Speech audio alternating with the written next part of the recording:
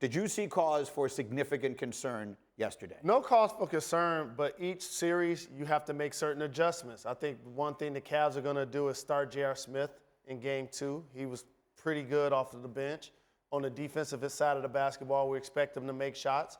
The Cleveland Cavaliers were playing against a team that seemed to be faster, Greeny. Yeah. That seemed to be more enthusiastic about being in the playoffs. A team that's hungry. When you play on a squad that only had one nationally televised basketball game all year, Yep. and now you get to this stage and you get a chance to play against LeBron James, you're going to be up for the challenge. And you saw multiple players for the Pacers find ways to have an impact on the game. Miles Turner had a big-time impact. Lance Stevenson played well. Bogdanovich had his moments. Sabonis had a big-time dunk. And obviously, Oladipo is virtually unstoppable, in particular in pick-and-roll situations. That's something the Cavs have to find a way to improve. I mean, look, the Cavs didn't shoot the ball all that well. I don't imagine I wouldn't think they'd have another game like that. But I like that you said that they looked faster. I think a word that Jeff Van Gundy used yesterday during the game was swarming. Like defensively, they were taking the air out of the Cleveland Cavaliers because anytime any guy would turn around, there were two Pacers there seemingly, and they were just every single time down the court faster and more athletic looking. And to Jalen's point, when Lisa asked Oladipo about that after the game, what did you guys do defensively? He said, that's what we do every game. The country's just not paying attention. Well, maybe this is the coming out party for this group of Pacers and in particular for Victor Oladipo. Now, LeBron James, to go back to the bigger picture with him, is expected to opt out of the final year of his deal and become a free agent this offseason. So our Dave McMenamin asked Kevin Love about that impending decision and how it might impact the Cavaliers. Take a listen to the response. Yeah, I mean, it definitely could, but only one person knows what he's thinking, and that's Bron.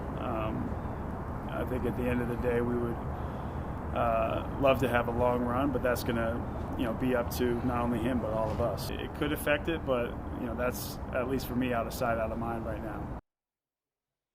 All right, so, I mean, I'm one who always says, I don't believe in distractions. You got a job ahead of you right now. That's for later. These guys all deal with this all the time.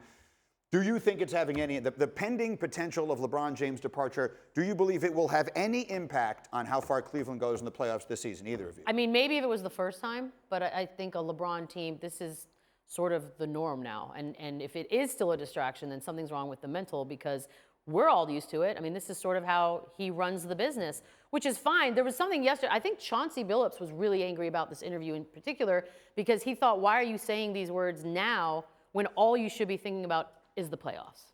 Here's what has been highlighted for me with this year's Cleveland Cavaliers team. They're not a super team. No. They have some really good players, but they miss Kyrie Irving. People forget how effective he was playing alongside LeBron James. And LeBron would defer to Kyrie to the point where he was the clutch performer.